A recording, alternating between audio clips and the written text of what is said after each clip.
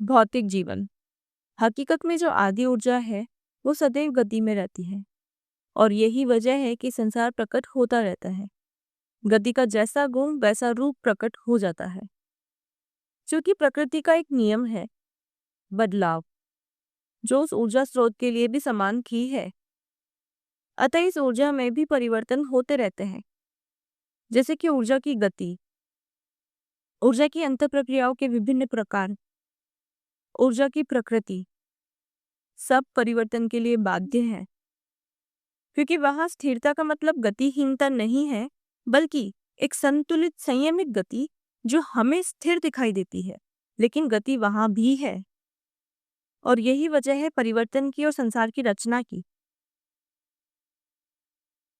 अतः इस गति से संसार जब प्रकट होता है तो वहां वास्तव में यह ऊर्जा विभिन्न स्वरूप ले रही है, निर्जीव भी सजीव भी। और ये सब स्वरूप उस ऊर्जा का सफर बन जाता है ब्रह्मांड में, जिसे हम सजीव में आत्मा का नाम देते हैं और निर्जीव में ऊर्जा ही से जानते हैं। यही ऊर्जा का प्रकट स्वरूप है जिसे हम देख या महसूस कर पाते हैं। अतः यहाँ भौतिक जीवन है जो हम सभी जीते हैं।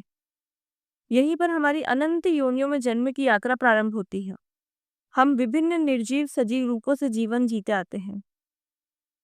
वायु, धरती, अग्नि, जल सब भी हम ही हैं और इनमें ऊर्जा हमेशा से विद्यमान है।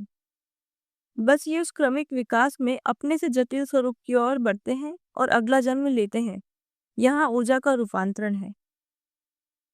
तो ये मार्ग सभी को तय करना है, लेकिन ये जरूरी नहीं कि हम प्रत्येक अस्तित्व को पार करें, क्योंकि सबकी ऊर्जा प्रकृति से ये जन्मों की वंशावली तय होती है।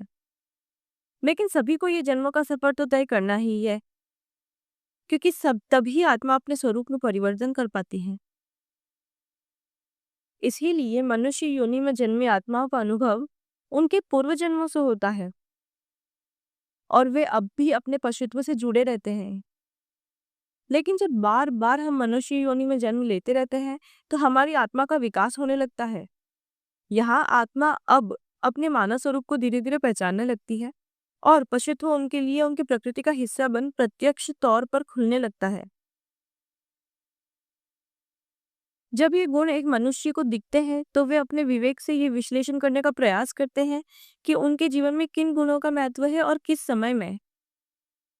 और ये ज्ञान हमें अपने अहम के समर्पण से प्राप्त होता है, जो हम भक्ति या प्रेम से कर पाते हैं। इसे ही वेदों में बलि, हवन इत्यादि से दर्शाया गया है। ईसाई धर्म में यीशु का क्रूसिफिकेशन और फिर रिसरेक्शन भी यही दिखा रहा है। इस्लाम में इसे बकरे की बलि से दर्शाया है। यहाँ हकीकत में बलि हमारे जन्मों के पशुत्व की बलि चढ़ानी है, जो स्वयं मनुष्य ही कर सकता है। परंतु हम धर्म, समाज, जाति, भाषा, देश आदि भेदों में उलझकर भटक जाते हैं और हक की राह से भटककर वासनाओं के मार्ग पर चल देते हैं। तभी तो कोई और आकर हमारे मन मस्तिष्क में विभिन्न प्रकार की नफरत पैदा कर पाते हैं, क्योंकि अंधकार वो अज्ञानता है जो हमें सत्य को देखने से रोकती है और सत्य केवल प्रेम है। यदि ये नहीं होता तो जीवन एक जीव से उत्पन्न नहीं होता, बल्कि हर बार चमत्कार की तरह आसमान से आता या हवा में प्रकट हो जाता। लेकिन जीवन तो जीव ही से उत्पन्न होता आया है। ऐसा इसलिए ताकि हमें याद रहे कि हम सब एक ही परमपिता की संतान हैं। अतः ये अंधकार भय, घृणा, द्वेष, ईर्ष्या, क्रोध, मोह, नफरत आदि उत्पन्न करता है। यदि व्यक्ति इन भावों से भरा है तो जाहिर है उसका वजूद अभी प्रेममय नहीं है। और यहाँ उनके अंदर जिस भाव की अधिकता होगी वे उसी योनि की प्रकृति में फिर जन्म ले अपना सफर जारी रखेंगे। और ये किसी कर्म के लेखे जोखे से नहीं हो रहा।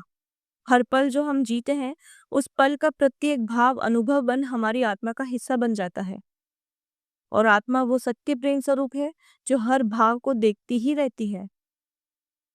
हमारा हर कृत्य, हर विचार आदि से वो अवगत है। और आत्मा वो ब्रह्म ही है जो अंधकार से उत्पन्न कर्मों को अपने वजूद से मिटाते रहती है।